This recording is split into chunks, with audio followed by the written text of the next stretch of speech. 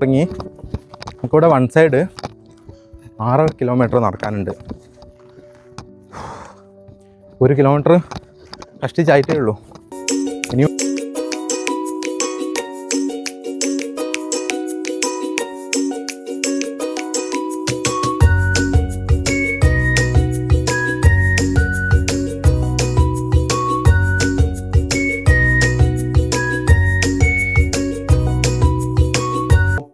അപ്പം എൻ്റെ എല്ലാ പ്രിയപ്പെട്ടവർക്കും പുതിയൊരു വീഡിയോയിലോട്ട് സ്വാഗതം.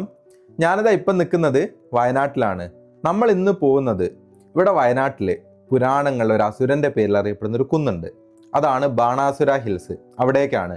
അവിടെ പോകുന്ന വഴിയിൽ ഒരു വെള്ളച്ചാട്ടമുണ്ട്, മീൻമുട്ടി വെള്ളച്ചാട്ടം.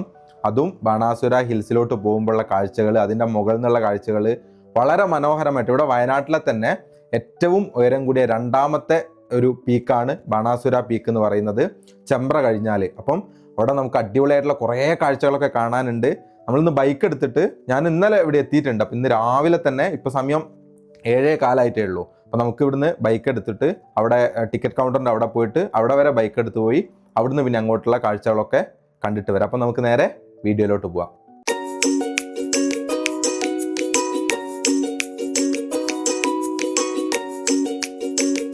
ഈ ഒരു ബാണാസുര പീക്ക് സ്ഥിതി ചെയ്യുന്നത് വയനാട്ടിലെ തന്നെ പടിഞ്ഞാറേത്തറ എന്ന് പറയുന്ന സ്ഥലത്തിനടുത്തായിട്ടാണ്. അപ്പോൾ ഇവിടെ പടിഞ്ഞാറേത്തറ നിങ്ങൾ വന്നു കഴിഞ്ഞാൽ താമസിക്കാനൊക്കെ ഒരുപാട് ഹോം സ്റ്റേകളും ഹോട്ടൽസും ഒക്കെ അവൈലബിൾ ആയിട്ട് കിട്ടും. അപ്പോൾ ഇവിടെ വന്ന് തലേന്ന് താമസിച്ച് രാവിലെ ഒരു 8 മണിയാകുമ്പോഴത്തേക്ക് നമുക്ക് അവിടെ ടിക്കറ്റ് കൗണ്ടറിൽ എത്തിക്കഴിഞ്ഞാൽ അവിടെ നിന്ന് അങ്ങോട്ട് നല്ല സുഖമായിട്ട് തന്നെ ട്രക്ക് ചെയ്ത് പോകാൻ വേണ്ടി പറ്റും.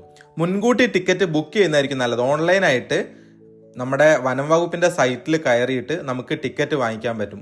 നമ്മൾ മുൻകൂട്ടി ബുക്ക് ചെയ്തിട്ടില്ലെങ്കിൽ അവിടെ എത്തിക്കഴിഞ്ഞാൽ അവർ ഓഫ്ലൈനായിട്ട് നിശ്ചിത ടിക്കറ്റ് മാത്രമേ കൊടുക്കുള്ളൂ. അപ്പോൾ നമുക്ക് ചിലപ്പം കിട്ടാതിരിക്കും. അതുകൊണ്ട് നമ്മൾ ഇത്രയും ദൂരം വന്നിട്ട് ടിക്കറ്റ് കിട്ടിയിട്ടില്ലെങ്കിൽ അത് വലിയ ബുദ്ധിമുട്ടായിരിക്കും. അതുകൊണ്ട് വരുന്ന ഉറപ്പുള്ളൊരു ഡേറ്റ് നോക്കി അത് ബുക്ക് ചെയ്തിട്ട് നിങ്ങൾ വരുന്നതായിരിക്കും ഏറ്റവും നല്ല കാര്യം. നമുക്ക് ഓൺലൈനായിട്ട് ബുക്ക് ചെയ്യാൻ പറ്റും. അതിൻ്റെ ഡീറ്റെയിൽസ് ഞാൻ വേണമെങ്കിൽ ഡിസ്ക്രിപ്ഷനിൽ കൊടുക്കാം സൈറ്റിൻ്റെ. ഇവിടെയായിട്ടാണ് ടിക്കറ്റ് കൗണ്ടർ വരുന്നത്. നമ്മൾ ഓൺലൈനായിട്ട് ടിക്കറ്റ് എടുത്താലും ഇവിടെ വന്ന് ഡീറ്റെയിൽസ് ഒക്കെ എഴുതി കൊടുക്കണം. നമ്മളൊരു ID കാർഡൊക്കെ കയ്യിൽ വെക്കണം. അതൊക്കെ ഇവിടെ കൊടുക്കേണ്ടി വരും. ഇതൊക്കെ ഇവിടെ നിന്ന് ട്രക്ക് ചെയ്ത് പോകാനുള്ള ആളുകളാണ്. കേരള വനം വന്യജീവി വകുപ്പിന്റെ സൗത്ത് വയനാട് ഫോറസ്റ്റ് ഡിവിഷന്റെ കീഴിലാണ് ഈ ഒരു ബാണാസുര ഹിൽസ് വരുന്നത്. അതിന്റെ ഡീറ്റെയിൽസ് ആണ് ഇവിടെ കൊടുത്തത്. അവിടെ നിന്ന് ഓഫീസ് തുറക്കാൻ കുറച്ച് ലേറ്റ് ആയി. അപ്പോൾ ഒരു 8:30 ആകുമ്പോഴാണ് നമ്മൾ ഇവിടുന്ന് ട്രക്ക് ചെയ്ത് തുടങ്ങുന്നത്. അപ്പോൾ എത്ര നേരത്തെ ട്രക്ക് ചെയ്യാൻ പറ്റും അത്രയും പോകുന്നതായിരിക്കും നല്ലത്. 8 മണിക്ക് തന്നെ പോവുകയാണെങ്കിൽ അധികം വെയിലൊക്കെ വരുന്നതിന്റെ മുന്നേ നമുക്ക് വരാൻ പറ്റും. എന്തായാലും വെയിലൊക്കെ ഉണ്ടാവും. ഇനിയിപ്പോൾ അതിന്റെ അവസ്ഥയൊന്നും അറിയില്ല. ഇവിടെ നിർദ്ദേശങ്ങളും കാര്യങ്ങളൊക്കെ അവിടെ എഴുതി വെച്ചിട്ടുണ്ട്. പിന്നെ ഇതൊക്കെ മുകളിലോട്ട് പോകാനുള്ള ആളുകളാണ്. അവിടുന്ന് കയറി തുടങ്ങി നമുക്കിവിടെ വൺ സൈഡ് 6 കിലോമീറ്റർ നടക്കാനുണ്ട്. 1 കിലോമീറ്റർ കഷ്ടിച്ചായിട്ടേ ഉള്ളൂ. ഇനിയുണ്ട് 5.5 കിലോമീറ്റർ നടക്കാൻ. ഫസ്റ്റ് തന്നെ ഒരു കയറ്റം ഉണ്ടായിരുന്നു. അപ്പോൾ അവിടെ ഒരു കിതപ്പ് വന്നു. ഇനി അങ്ങനെ മെല്ലെ മെല്ലെ പോവാം.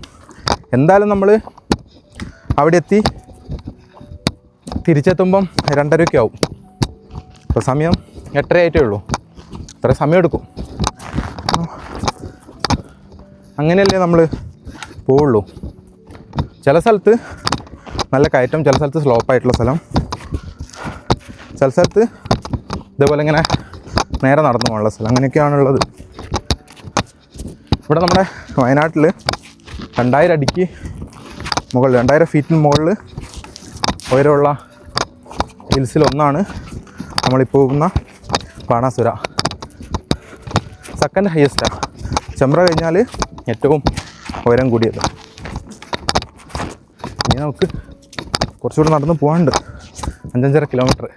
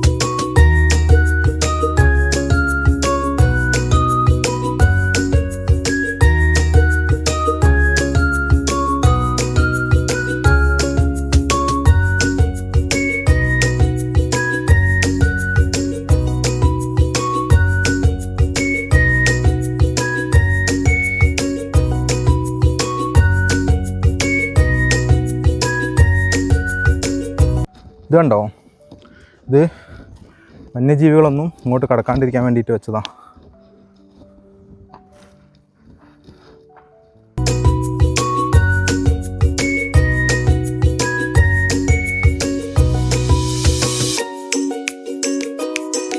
നമ്മളീ പോകുന്ന ബാണാസുര കുന്നില്ലേ, ഞാൻ ആദ്യം നിങ്ങളുടെ അടുത്ത് പറഞ്ഞിരുന്നു ബാണാസുരൻ എന്ന് പറയുന്ന ഒരു അസുരന്റെ പേരിലാണ് ഈ ഒരു കുന്ന് അറിയപ്പെടുന്നത് എന്നൊക്കെ.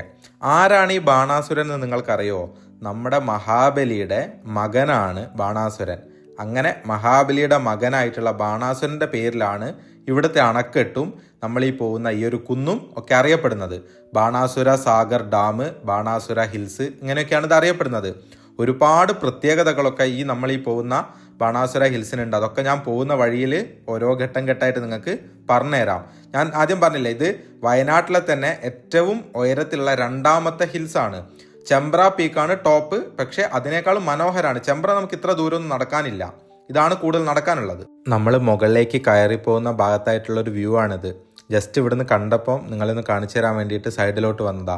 ഈ വ്യൂ ഒക്കെ നമുക്ക് മുകളിൽ നിന്ന് നല്ല ഭംഗിയിൽ കിട്ടും. ഇതിൻ്റെ ആ ഭാഗത്തോട്ടൊക്കെ നമ്മൾ നടന്നു പോവാം. നമ്മളങ്ങനെ അവിടുന്ന് കയറി ഏകദേശം പകുതി ഭാഗത്തോട്ട് എത്തിയിട്ടുണ്ട്. ഇനിയിപ്പോൾ ഇവിടുന്ന് 2 ഭാഗങ്ങളോട്ട് നമുക്ക് പോകണം. നമ്മുടെ റൈറ്റ് സൈഡിലായിട്ട് കാണുന്നതാണ് സായിപ്പ് കുന്ന്. നേരെ ലെഫ്റ്റ് സൈഡിൽ, അത് ഇവിടുന്ന് കാണൂല, കുറച്ചുകൂടി മുന്നോട്ട് പോയാലേ കാണുള്ളൂ, അവിടെയാണ് കാറ്റുകുന്ന്. ഈ 2 കുന്നുകളും നമ്മൾ കയറി പോകണം. ശരിക്കും ബാണാസുരയുടെ ഏറ്റവും ടോപ്പ് വരെ നമുക്ക് ഇപ്പോൾ പെർമിഷൻ ഇല്ല, നമുക്കൊരു 3/4 വരെ പോകാൻ പറ്റുള്ളൂ. ആ ഭാഗത്തായിട്ടാണ് ഞാൻ പറഞ്ഞ സായിപ്പ് കുന്ന് വരുന്നത്. അവിടെയാണ് നമ്മൾ ആദ്യം പോകുന്നത്.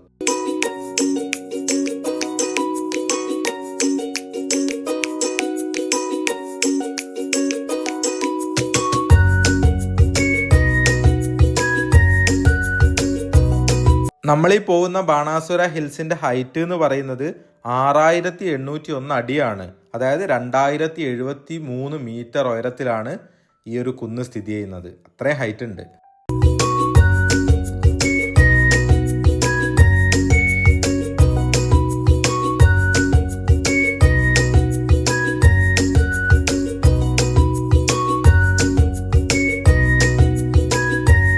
ശരിക്കും ഇവിടുത്തെ ഈ ഒരു പച്ചപ്പും കാര്യങ്ങളൊക്കെ നമുക്ക് കറക്റ്റായിട്ട് കിട്ടണമെങ്കിൽ നമ്മൾ മൺസൂൺ സമയത്ത് തന്നെ വരണം. ഇപ്പം പച്ചപ്പൊക്കെ കുറഞ്ഞു വരുന്നുണ്ട്, നിങ്ങൾക്ക് കാണുമ്പോൾ മനസ്സിലാവുന്നുണ്ടാവും. ജൂൺ, ജൂലൈ, ആഗസ്റ്റ്, അതായത് ആഗസ്റ്റിലൊക്കെയാണ് ഇവിടുത്തെ ഏറ്റവും ബെസ്റ്റ് ടൈം എന്ന് പറയുന്നത്. ആ സമയത്ത് വന്നാൽ ഇതൊന്നുമല്ല. ഇപ്പം പച്ചപ്പ് കണ്ടോ, കുറേ മങ്ങി കിടക്കുകയല്ലേ. ഇതിനേക്കാളും നല്ല പച്ചപ്പ് കാണണമെങ്കിൽ ആഗസ്റ്റ് മാസമൊക്കെ ഇങ്ങോട്ട് വരണം. അതാണ് ഇവിടെ വരാനുള്ള ഏറ്റവും ബെസ്റ്റ് ടൈം എന്ന് എനിക്ക് തോന്നുന്നത്. പിന്നെ ഡിസംബറൊക്കെ ആകുന്ന ഈ സമയത്ത് എന്ന് പറയുമ്പം നല്ല തണുപ്പും കാര്യങ്ങളൊക്കെ ഉണ്ടാവും. പക്ഷേ നമുക്ക് ഇവിടുത്തെ ഒരു ഫുൾ ഭംഗി, ഇത്രയും ഭംഗിയായിട്ട് ഇത് കാണണമെങ്കിൽ ഏറ്റവും ബെസ്റ്റ് ടൈം ഞാൻ സജസ്റ്റ് ചെയ്യുന്നത് ആഗസ്റ്റ് ആയിരിക്കും. മഴയൊക്കെ കഴിഞ്ഞുള്ള ഒരു ടൈമാണ് ഇവിടുത്തെ ഏറ്റവും നല്ല ടൈം.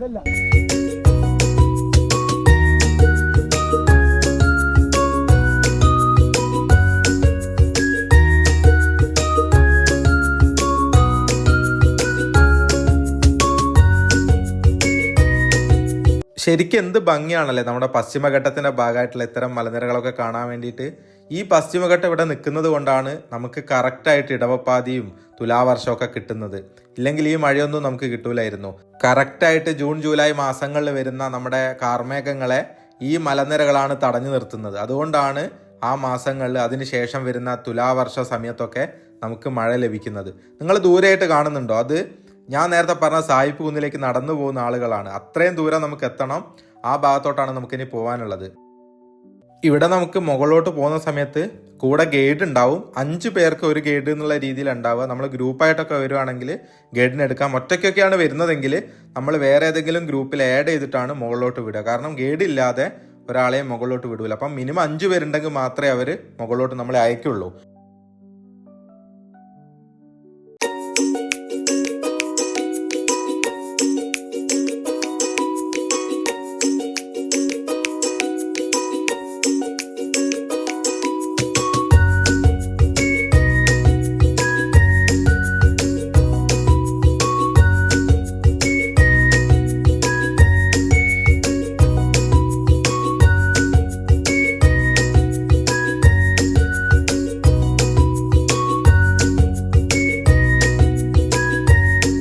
ഞാൻ കയറി വരുമ്പോൾ നിങ്ങളുടെ അടുത്ത് പറഞ്ഞില്ലേ 2 കുന്നുകളാണ്, അതിൽ കാറ്റ് കുന്നാണ് ഈ കാണുന്നത്. പക്ഷെ ആ ഭാഗത്ത് ഇപ്പം നിറച്ച് ഫോഗാണെന്നാണ് പറഞ്ഞത്. അതുകൊണ്ട് നമ്മൾ കാറ്റ് കുന്ന് ആദ്യം പോകുന്നില്ല. അതുപോലെ തന്നെ നിങ്ങൾക്ക് അവിടെ ദൂരെയായിട്ട് ആ മരങ്ങൾക്കിടയിലൂടെ റിസർവോയർ കാണാൻ പറ്റും. നമ്മുടെ ബാണാസുര സാഗർ ഡാമിൻ്റെ റിസർവോയറാണ് കാണുന്നത്. അതിൻ്റെ ഉള്ളിൽ ചെറിയ ചെറിയ ദ്വീപുകൾ പോലെ തുരുത്തുകൾ കണ്ടില്ലേ. അപ്പം അവിടെയായിട്ടാണ് ഡാം വരുന്നത്. നമുക്കിനി ഫസ്റ്റ് ഈ ഭാഗത്തോട്ട് പോയാൽ ആ കാണുന്നതാണ് സായിപ്പ് കുന്ന്. അവിടേക്കാണ് നമ്മളിപ്പോൾ ആദ്യം പോകുന്നത്. ആദ്യം കാറ്റൂന്ന് കയറിയിട്ട് പോകാമെന്നാണ് വിചാരിച്ചത്. നിങ്ങൾക്ക് അങ്ങോട്ട് നടന്നു പോകുന്ന ആളുകൾ ഒരു പൊട്ടുപോലെ കാണാൻ പറ്റുന്നുണ്ടാവും. അതുവഴിയൊക്കെ കയറിയിട്ട് നമ്മൾ അതിൻ്റെ ഏകദേശം 3/4 ഭാഗം വരെ പോകും.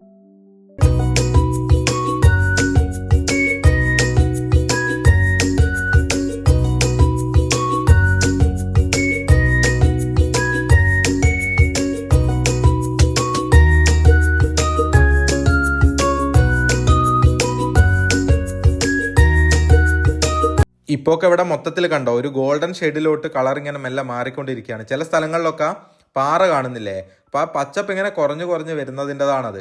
ഇനി ഈ ഒരു തണുപ്പ് കാലം കഴിഞ്ഞാൽ, ഇപ്പോൾ ഡിസംബർ കഴിഞ്ഞ് ജനുവരി ഫെബ്രുവരി ഒക്കെ കഴിഞ്ഞാൽ പിന്നെ വേനൽക്കാലം തുടങ്ങാൻ പോവുക. ആ സമയമാകുമ്പോഴത്തേക്ക് ഇവിടുത്തെ പച്ചപ്പ് മൊത്തം മാറിയിട്ട് ഡ്രൈ ആയി തുടങ്ങും. അതുകൊണ്ടാണ് ഞാൻ നിങ്ങളുടെ അടുത്ത് നേരത്തെ പറഞ്ഞത് ആഗസ്റ്റ് ഒക്കെയാണ്. ഇപ്പോൾ വന്നാലും ഈ ഒരു ഭംഗി നിങ്ങൾക്ക് കാണാൻ പറ്റും. പക്ഷെ ഏറ്റവും നല്ലത് ആഗസ്റ്റ് മാസമൊക്കെ ഇങ്ങോട്ട് വരുന്നതാണ്. ഉണ്ട്, പക്ഷെ നമുക്കങ്ങനെ അത്ര ചൂട് ഫീൽ ചെയ്യുന്നില്ല കേട്ടോ. നമ്മളവിടെ നേത്രാവതിയൊക്കെ പോയ സമയത്തുണ്ടായിരുന്ന വെയിലും ചൂടുമില്ലേ, ആ ഒരു ഫീലൊന്നുമില്ല. കാരണം തണുപ്പുണ്ട്, അത്ര ക്ഷീണം മാറുന്നില്ല. അവിടെ പോയപ്പോഴായിരുന്നു നല്ല വെയിലും നല്ല ചൂടുമായിരുന്നു. അത്ര കുഴപ്പമില്ല.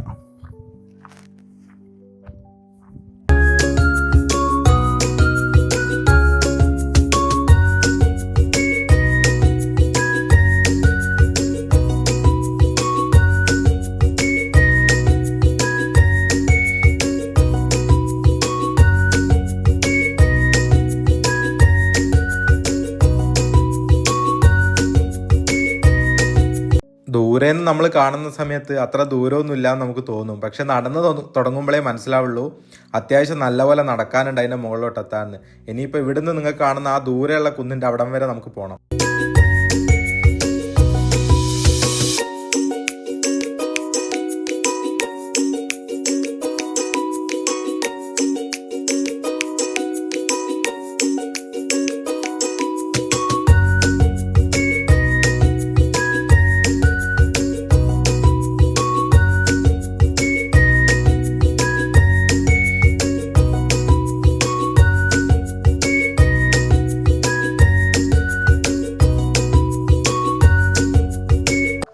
നമ്മൾ അവിടെ നടന്ന് ഇതിൻ്റെ താഴെ ഇത്രയും നേരം കയറ്റം ഉണ്ടായിരുന്നില്ല. ഇനി അങ്ങോട്ടാണ് ഇവിടുന്ന് കയറ്റം ഉള്ളത്. നമ്മൾ ഏതാണ്ട് ആ ഒരു ഭാഗത്തു നിന്നാണ് നടന്ന് അവിടെയായിട്ടെത്തി. അവിടുന്ന് നേരെ ആ മുകളിലോട്ടുള്ളതായിരുന്നു കാറ്റ് പോകുന്നത്. പക്ഷെ അവിടെ ഫോഗ് ആയതുകൊണ്ട് ഫസ്റ്റ് ഇങ്ങോട്ടേക്ക് വന്നതാ. ഇതാണ് സായിപ്പ് കുന്ന്. പിന്നെ നമുക്കിനി ഇത് കയറി തിരിച്ചു പോകുന്ന വഴിയിൽ അവിടെ കൂടി കയറാം. ഇത് ഞങ്ങളുടെ വീടിൻ്റെ അടുത്ത് കനാലുണ്ട്. ആ കനാലിൻ്റെ 2 സൈഡിലും ഇഷ്ടംപോലെ ഇങ്ങനത്തെ പുല്ല് കാണാം.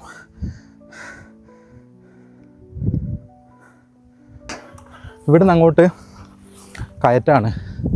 ഇതുവരെ നമ്മൾ കയറിയതിൽ കുറച്ച് നല്ല കയറ്റം എന്ന് വെച്ചാൽ ഈ ഭാഗത്താണ്. കറക്റ്റ് ഒരു കുന്ന് നമ്മൾ കയറി പോവുക. പക്ഷെ ഇത് ഫുള്ള് നമ്മൾ കയറുന്നില്ല കേട്ടോ. അങ്ങോട്ട് പ്രവേശനമില്ല. ഒരു പകുതിയുടെ മുകളിൽ വരെ നമ്മളിവിടുന്ന് കയറിപ്പോവും. വെയിൽ വന്നുകൊണ്ട് പക്ഷെ തണുപ്പുണ്ട്, വലിയ ക്ഷീണമൊന്നും അറിയുന്നില്ല. മെല്ലെ മെല്ലെ കയറി പോയാൽ മതി. നമ്മൾ അവിടെ നിന്ന് ഇങ്ങോട്ട് നടന്നു വന്ന വഴി ഒരു വര പോലെ നിങ്ങളവിടെ കാണുന്നില്ലേ, ആ വഴിയൊക്കെയാണ് നമ്മൾ ഇങ്ങോട്ട് കയറി വന്നത്. ഇനിയിപ്പോൾ ഇവിടുന്ന് നല്ലൊരു കയറ്റാണ്.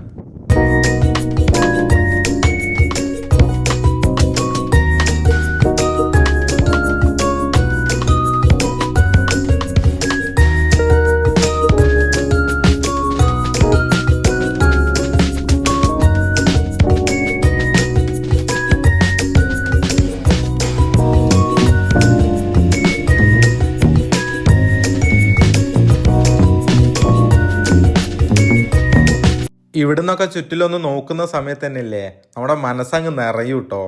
അതായത് നമ്മൾ ഇത്രയും ദൂരം നടന്നു വന്നതിന് നമുക്ക് റിസൾട്ട് കിട്ടിയെന്ന് നമുക്ക് തോന്നുന്നത് ഇവിടെയുള്ള ഈ കാഴ്ചകളൊക്കെ കാണുമ്പോഴാണ്. ഇവിടെയൊക്കെ ആനപ്പിണ്ടം കണ്ടോ?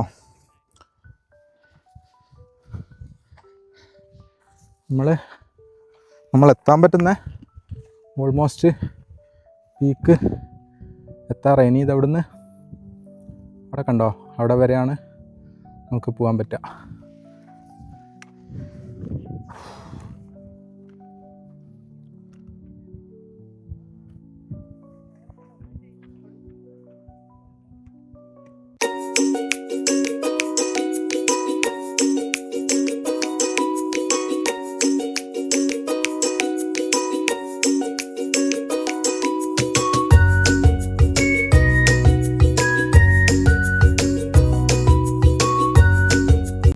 അവിടെ ആയിട്ടൊരു വഴി കണ്ടോ, കാണാൻ പറ്റുന്നുണ്ടോയെന്ന് അറിയില്ല.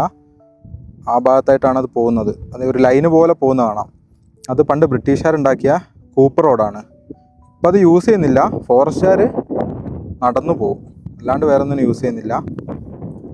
അവിടെ ആയിട്ടൊരു ചെറിയ വെള്ളച്ചാട്ടം ഉണ്ട് കണ്ടോ, സ്വിം ചെയ്ത് കാണിച്ചു തരും.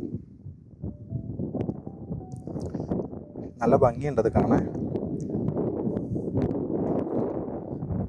പിന്നെ നമുക്ക് ഇവിടുന്ന് അവർ നിൽക്കുന്ന ഒരു ഭാഗം വരെ നടന്നു പോകണം. നിങ്ങൾ അവിടെ കണ്ടോ, ആ കാണുന്നതാണ് ആനച്ചോല എന്ന് പറയുന്നത്. അവിടെ ഉള്ളിലായിട്ടൊരു ഗുഹയൊക്കെ വരുന്നുണ്ടെന്നാണ് നമ്മുടെ ഗൈഡ് ചേട്ടൻ പറഞ്ഞത്. പക്ഷേ അങ്ങോട്ട് പെർമിഷൻ നമ്മൾ സെപ്പറേറ്റ് ആയിട്ട്, അല്ലാണ്ട് എൻട്രി ഒന്നുമില്ല. സെപ്പറേറ്റ് ഫോറസ്റ്റ് ഡിപ്പാർട്ട്മെൻറ്റിൽ നിന്ന് പെർമിഷനൊക്കെ എടുത്തിട്ട് നമ്മൾ പോകണം. ഈ ബേർഡ് വാച്ചിങ്ങിനൊക്കെ പോകുന്നവർ ഒക്കെ പോകുന്നൊരു സ്പോട്ടാണത്. അല്ലാണ്ട് അങ്ങോട്ട് പെർമിഷൻ ഒന്നുമില്ല. അതും ഈ പറഞ്ഞ പോലെ ഈ കൂപ്പ് റോഡ് ഇങ്ങനെ കയറിയിട്ട് അതുവഴി നേരെ മുകളിലേക്ക് പോയിട്ടാണ് നമ്മളവിടെ എത്തുക.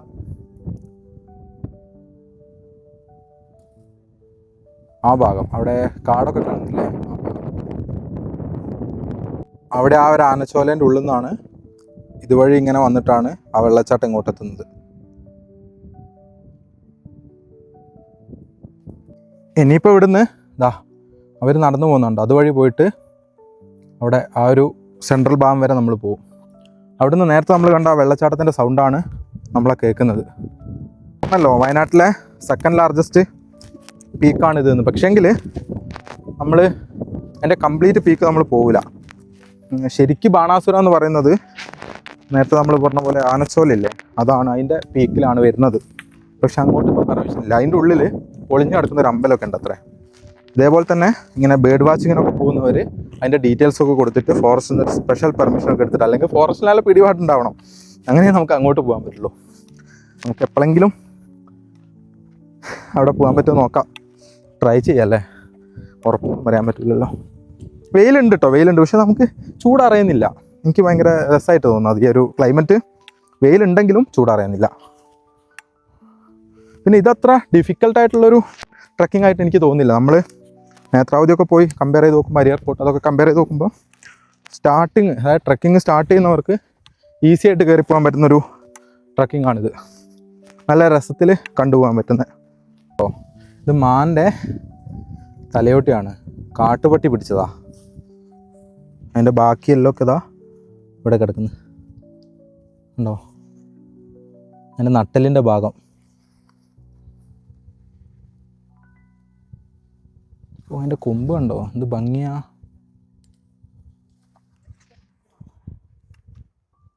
നമ്മളിത് അവിടെ ഇപ്പം സായിപ്പ് കുന്നിൽ നമുക്ക് എത്താൻ പറ്റുന്ന ഏറ്റവും ഹൈറ്റിലാണ്. ഇനി അങ്ങോട്ട് ശരിക്കും ഉണ്ട്, പക്ഷെ അങ്ങോട്ട് നമുക്ക് പെർമിഷൻ ഇല്ലാത്തതുകൊണ്ട് അങ്ങോട്ടേക്ക് പോകാൻ പറ്റില്ല.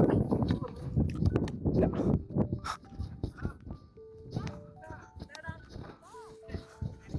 ഇവിടെ ഏറ്റവും പീക്കല്ലാത്തതുകൊണ്ട് ഒരു 360 നമുക്കിവിടെ കിട്ടൂല. പക്ഷേ നല്ല ഭംഗിയുള്ള കുറേ ഫ്രെയിം കിട്ടും. ആ ഭാഗത്ത് നിന്ന് സൂര്യൻ അടിക്കുന്നതുകൊണ്ട് അങ്ങോട്ടേക്ക് വിസിബിലിറ്റി കുറവായിരിക്കും. അവിടെ നമുക്ക് റിസർവോയർ കാണാം, നമ്മുടെ ഗൈഡ് ഉണ്ട് കണ്ടോ.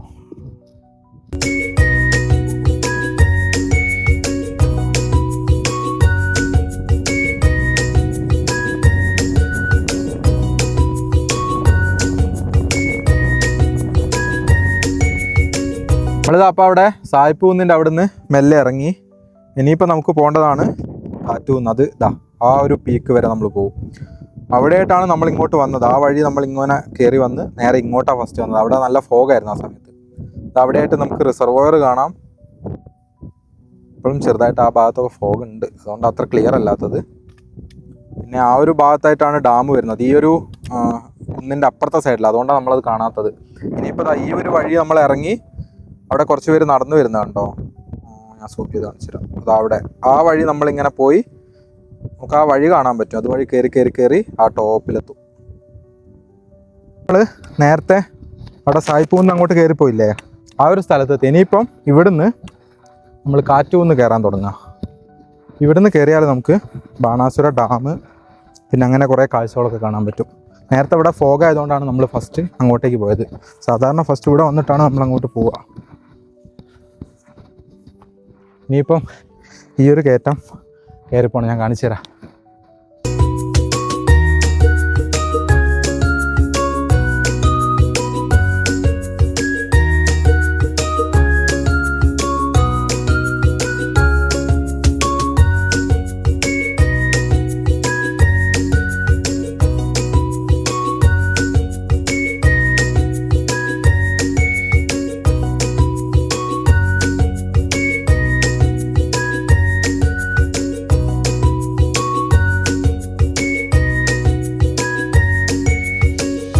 ഇതുവഴി നമ്മളിങ്ങനെ കയറി അവിടെ ആ ഒരു ടോപ്പിലെത്തണം. അവിടെ അതാ അവർ കയറി പോകുന്നുണ്ടോ, അവിടെ എത്തണം.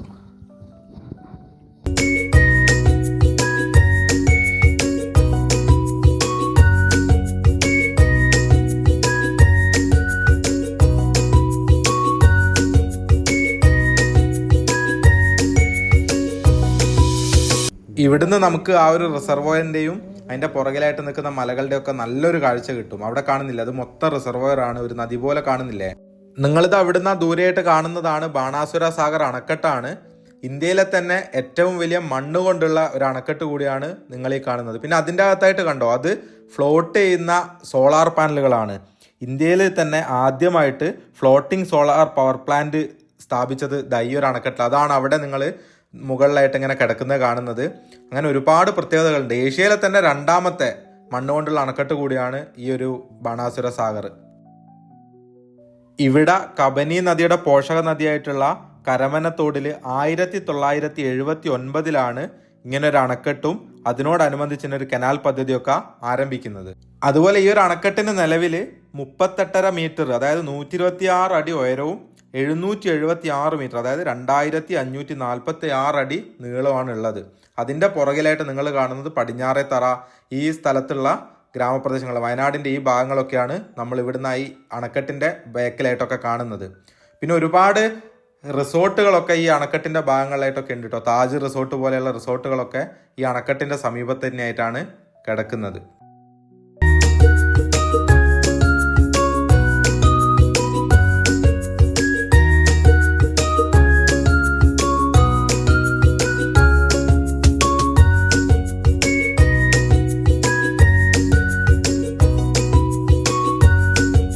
വല്ലാത്തൊരു ഫീലാണ് കേട്ടോ നമ്മളിവിടെ ഇങ്ങനെ വന്ന് നിന്ന് ഈ കാഴ്ചകളൊക്കെ കാണുന്ന സമയത്ത് നമുക്ക് ഉണ്ടാകുന്നത്.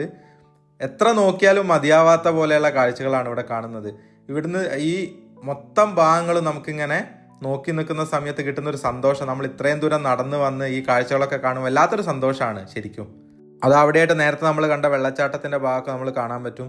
ഇനിയിപ്പോൾ ഇവിടുന്ന് മെല്ലെ നമ്മൾ ഇറങ്ങാൻ പോവാണ്. 1.5 മണിക്കൂർ നമ്മളിവിടെ ഇങ്ങനെ ഇരുന്ന് ഈ കാഴ്ചകളൊക്കെ മുഴുവനായിട്ട് കണ്ടു. ഇനി നമുക്ക് ഇവിടുന്ന് മെല്ലെ ഇറങ്ങി താഴോട്ട് പോയിട്ട് അവിടെ വെള്ളച്ചാട്ടത്തിൻ്റെ ഭാഗത്തോട്ടൊക്കെ പോകാനുണ്ട്.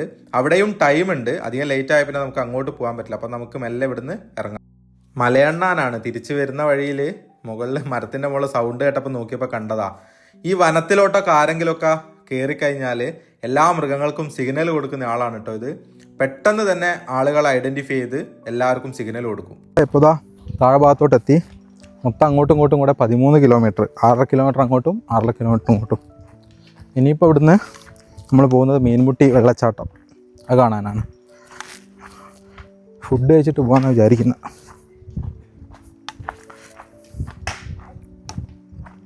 നമ്മളിത് അവിടെ നിന്ന് ഇറങ്ങി വന്ന് ഇപ്പോൾ ഇങ്ങോട്ട് വന്നത് ഇവിടുത്തെ മീൻമുട്ടി വാട്ടർഫോൾസ് ഇല്ല അതിൻ്റെ അടുത്തോട്ടാ. ഇപ്പം മഴക്കാലം അല്ലാത്തതുകൊണ്ട് വെള്ളം കുറവായിരിക്കും. ഇതുവഴി അങ്ങോട്ട് പോവാം.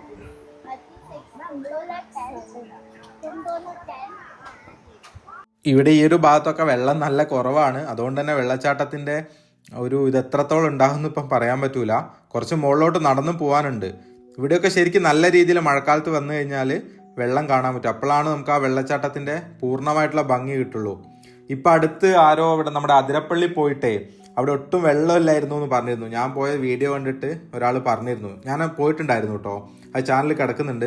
അതാണ് ഞാൻ പറഞ്ഞത്, ഇങ്ങനെയുള്ള സ്ഥലങ്ങളൊക്കെ നമ്മൾ വരേണ്ടത് ആ മൺസൂൺ സമയത്ത് തന്നെയാണ്. എന്നാലേ അതിൻ്റെ ഒരു പൂർണ്ണമായ ഭാവത്തോടു കൂടി നമുക്ക് കാണാൻ പറ്റുള്ളൂ. അത്രയും ഭംഗിയിൽ കാണാൻ പറ്റണമെങ്കിൽ നമ്മൾ മൺസൂൺ സമയത്ത് തന്നെ വരണം. മൺസൂൺ ടൈമിൽ ഇവിടെയൊക്കെ നമ്മൾ ഈ കാണുന്ന കല്ലുകളൊക്കെ അല്ലേ, ഇതിലൂടെയൊക്കെ അതിശക്തമായിട്ട് വെള്ളം പോവും. അപ്പോൾ ആ സമയത്താണ് അതിൻ്റെ ഭംഗി കൂടുതലായിട്ട് നമുക്ക് കാണാൻ പറ്റും. ഇപ്പം ഇവിടെയൊക്കെ ഇങ്ങനെ ഉണങ്ങി കിടക്കുന്ന പോലെ ഉണ്ടല്ലോ. ഇനി അങ്ങോട്ട് കഴിഞ്ഞു, നമ്മൾ ഈ ഡിസംബർ വരെയൊക്കെ ഉള്ളൂ. അത് ദൂരെയായിട്ട് നിങ്ങൾക്ക് വെള്ളച്ചാട്ടം ഇപ്പം കണ്ടോ, ചെറുതായിട്ടല്ലേ കാണുന്നുള്ളൂ. ഇതല്ല ശരിക്കും ഒരു വെള്ളച്ചാട്ടത്തിൻ്റെ ഭംഗി എന്ന് പറയുന്നത്. നമുക്ക് അവിടം വരെ നടന്നു പോവാം, ആ കയറ് പിടിച്ചിട്ട് നടന്നു പോവാം. പക്ഷേ അതുവഴി നമുക്ക് തിരിച്ചു വരാൻ പറ്റില്ല. ഇതുവഴി പോയിട്ട് അവിടുന്ന് തന്നെ എക്സിറ്റ് എടുത്ത് പോകണം. അതുകൊണ്ട് ആ വെള്ളച്ചാട്ടം കുറവായതുകൊണ്ട് അത്രയും ദൂരം നടന്നു പോകാൻ തോന്നില്ല. നമുക്ക് ഇവിടുന്ന് ജസ്റ്റ് അത് കണ്ടിട്ടങ്ങ് പോകാമെന്ന് വിചാരിച്ചു. ഒട്ടും വെള്ളമില്ല, കുറവാണ്. അവിടെ പോയിട്ട് ഈ കാണുന്നത് തന്നെയാണ് നിങ്ങൾ അവിടെ നിന്ന് കാണും. ഞാനത് സൂം ചെയ്തിട്ട് എടുത്തതാണ്. കൂടുതലായിട്ട് അവിടെയൊന്നും കാണാണ്ട് തോന്നില്ല. എത്രയും ദൂരെ നമ്മൾ നടന്നു പോകണം. എന്നിട്ട് അവിടുന്ന് അതുവഴി തന്നെ ഇതുവഴി തിരിച്ചു വരാനും പറ്റൂല. അപ്പോൾ ഇവിടെ ഇപ്പം കുറേ പേര് ഇറങ്ങി കുളിക്കാനൊക്കെ നോക്കുന്നുണ്ട്, പക്ഷെ വെള്ളം കുറവാണ്. ഇന്നത്തെ യാത്രയൊക്കെ കഴിഞ്ഞ് റൂമിൽ തിരിച്ചെത്തി. അപ്പോൾ ഇന്നത്തെ ട്രക്കിങ്ങും കാഴ്ചകളൊക്കെ നിങ്ങൾക്ക് ഇഷ്ടപ്പെട്ടു എന്ന് വിചാരിക്കുന്നു. ഞാൻ കുറച്ച് ദിവസം കൂടെ ഇവിടെ വയനാട്ടിലുണ്ട്. അപ്പോൾ വയനാട്ടിലെ തന്നെ കുറേ കാഴ്ചകളൊക്കെ നമുക്ക് കാണാം. എല്ലാ സ്ഥലങ്ങളും ഡീറ്റെയിൽ ആയിട്ട് തന്നെ നമുക്ക് പോയിട്ട് കാണാം. അപ്പം ഇന്നത്തെ ഒരു വീഡിയോ നിങ്ങൾക്ക് ഇഷ്ടപ്പെട്ടു എന്ന് വിചാരിക്കുന്നു. നിങ്ങൾ ഇഷ്ടപ്പെട്ടാൽ നിങ്ങൾ ലൈക്ക് ചെയ്യുക. നിങ്ങളുടെ അഭിപ്രായങ്ങളും നിർദ്ദേശങ്ങളൊക്കെ കമൻസ് ആയിട്ട് പറയുക. അപ്പം മറ്റൊരു ദിവസം മറ്റൊരു മനോഹരമായിട്ടുള്ള യാത്രയുടെ വീഡിയോ ആയിട്ടൊക്കെ നമുക്ക് വീണ്ടും കാണാം. അതുവരെ എല്ലാവർക്കും ബൈ ബൈ.